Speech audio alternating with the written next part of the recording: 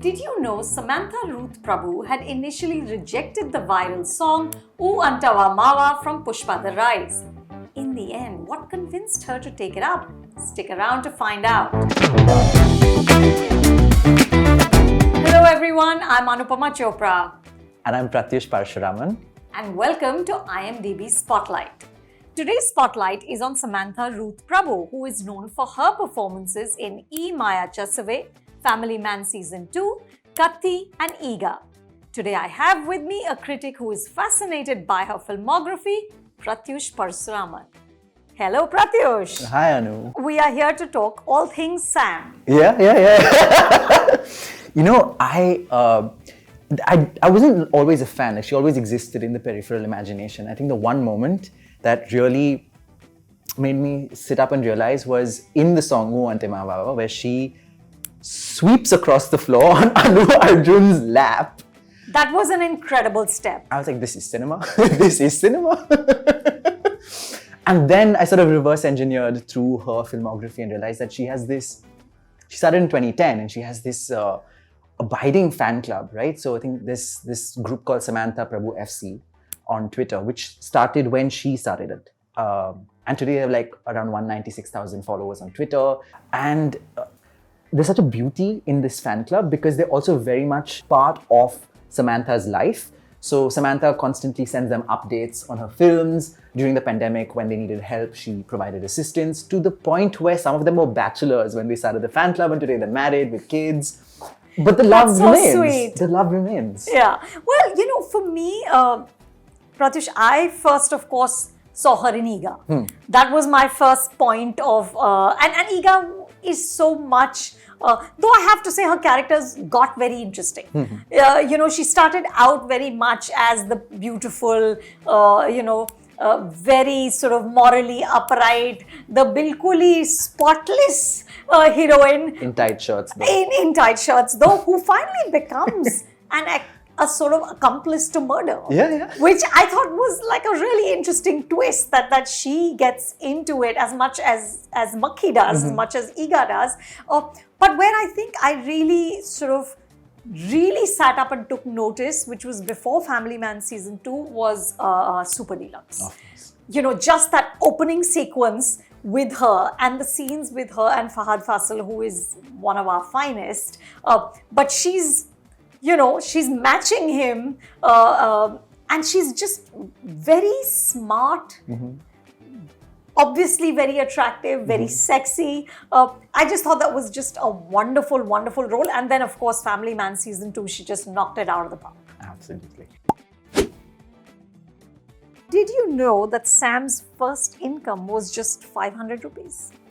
So it's fascinating because she always talks about how she didn't want to get into cinema, right? So this 500 rupees, I think she was working in a hostel and doing some reception work for 8 hours and she got... it was apparently some 8 hours as a hostess at some event. And she was always like, this is for pocket money she did, right? And even in college when she studied, she's a Chennai girl, right? She's born and raised in Chennai.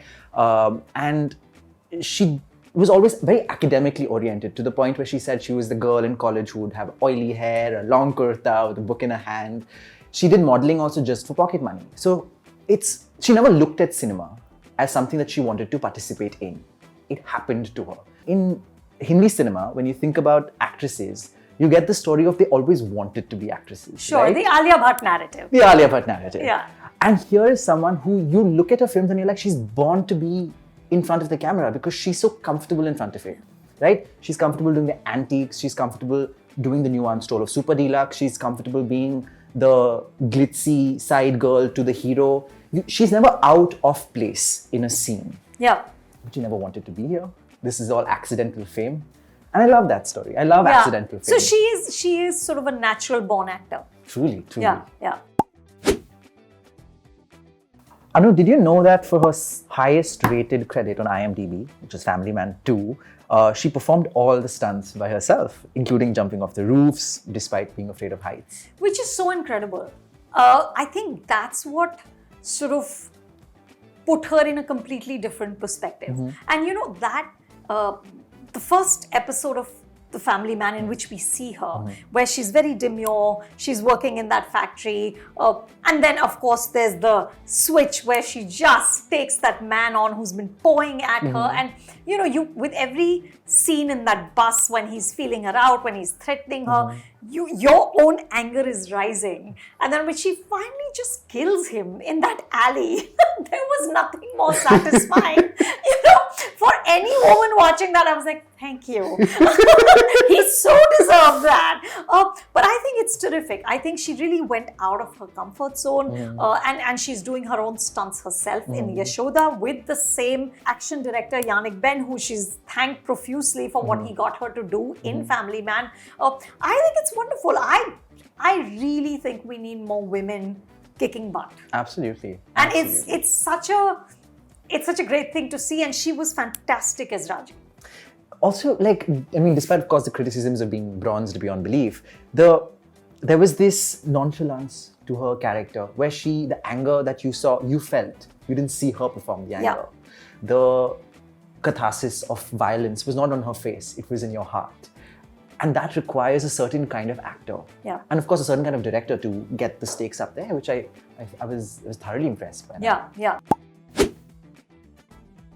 According to her IMDb page, at the time of shooting her first film, E Maya Chesave with Naga Chaitanya, Samantha was not fluent in Telugu and had to learn it to do full justice to her role.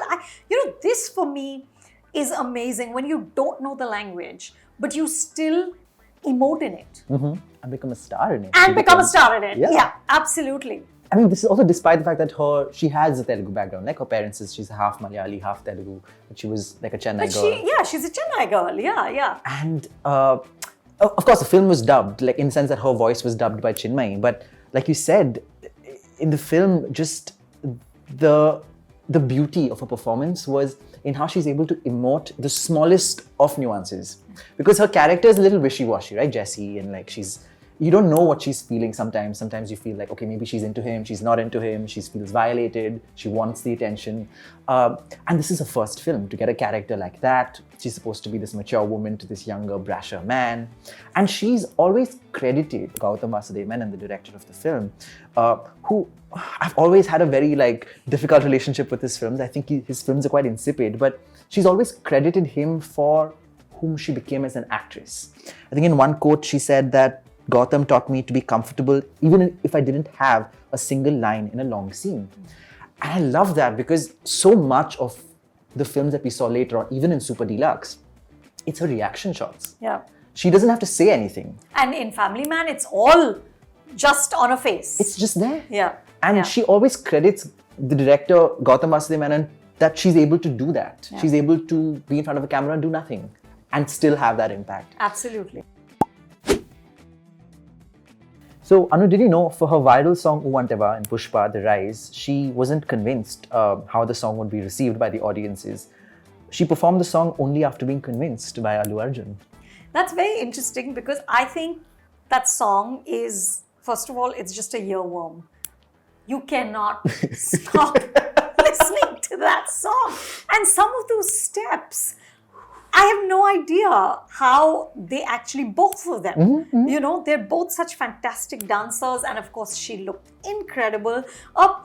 I don't know though, Prathyush, what she talked about, and of course the lyrics are talking about the male gaze, and about how men look at women and how women just can't win. It doesn't matter whether you're fair, dark, bigger size, smaller size.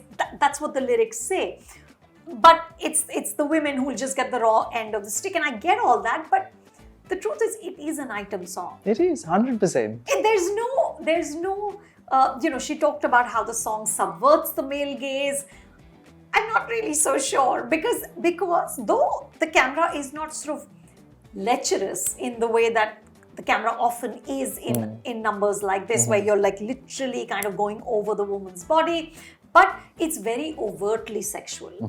You are very much selling the sexuality of it. Now, whether you're singing about the male gaze or not, I'm not sure that that's what people are going to remember. I don't think so. It was a very, I mean, of course, the lyrics are talking about if you're a fat woman, you're a thin woman, wearing a sari, wearing a skirt, you're fair, you're dark, whatever. Men are still going to look at you in a certain way. And they're still looking. That's right. And they're still looking. See, I don't think the steps subverted, perhaps the lyrics do.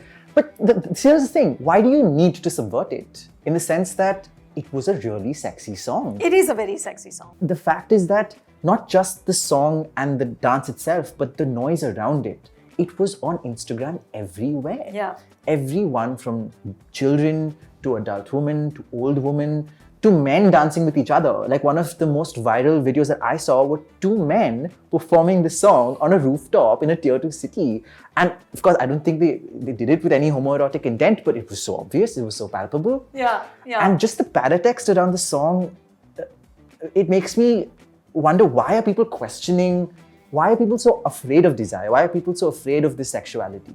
I guess only, Prathyush, because the item number is so, it's just, there are versions of it which I think are incredible. You know, it's almost a travesty to say it's an item because Right. it's done so well, like Bidi Jalaile in yes. Omkara, which is, I think, the sort of epitome of the item number. But then there's also very, very, very gross, really kind of reducing women to body parts songs. And that, I guess that's why the sort of instant knee-jerk reaction to something like this, which I have to say, I'm not wholly convinced that it's a very progressive subversion.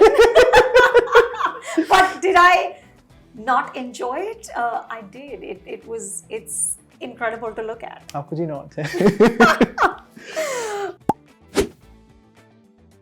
Samantha started earning pocket money in college by taking modeling assignments. Despite acting not being a profession of choice, she was spotted by Ravi Varman, who asked her to audition for his film Moscow in Kaveri.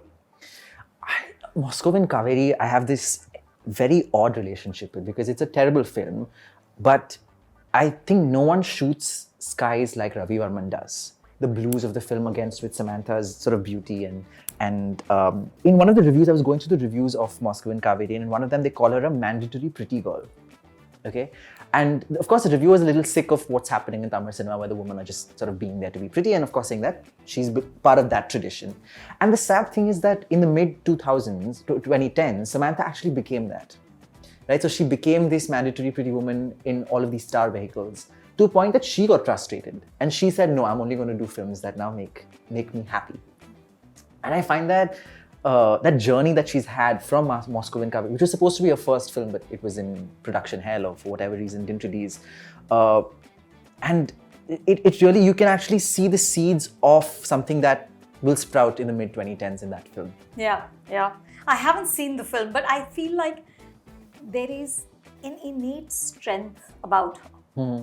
You know, even when she is the mandatory pretty face, there is a spine that you can see, which is not true for all of the flapot actors.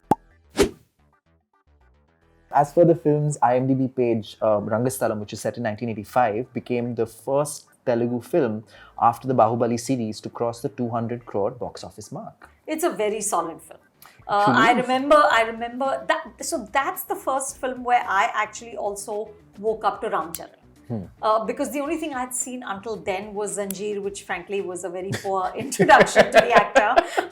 It was just, that movie was a disaster on all counts and did not do justice to him at all. But he did such a fine job in Rangasthalam. And again, Samantha, in the sort of pretty woman persona, still lit up the frame.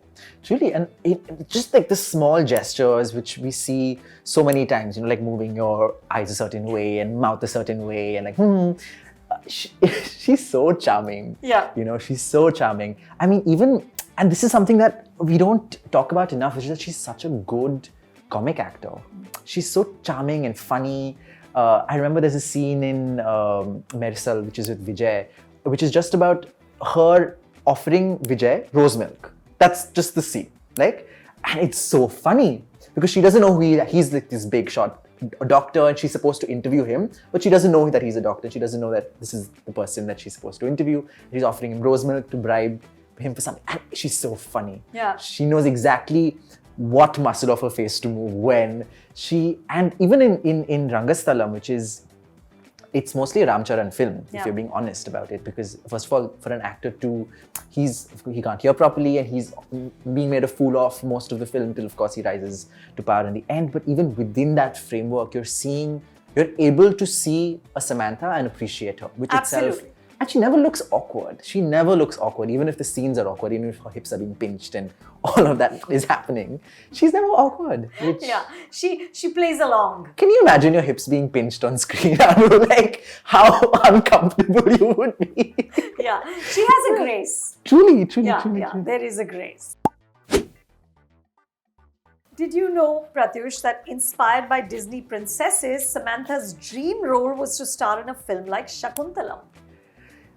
This is, I think Shakuntalam, Abhijnana Shakuntalam, Kalidasa's poem is just perfect for a film, right? And we've not, at least in Hindi cinema, we've only seen glimpses of it, right? Yeah. I think in Prem Ratan Dhan Payo, the Jalte De song was supposed to be their ode to Shakuntala or whatever.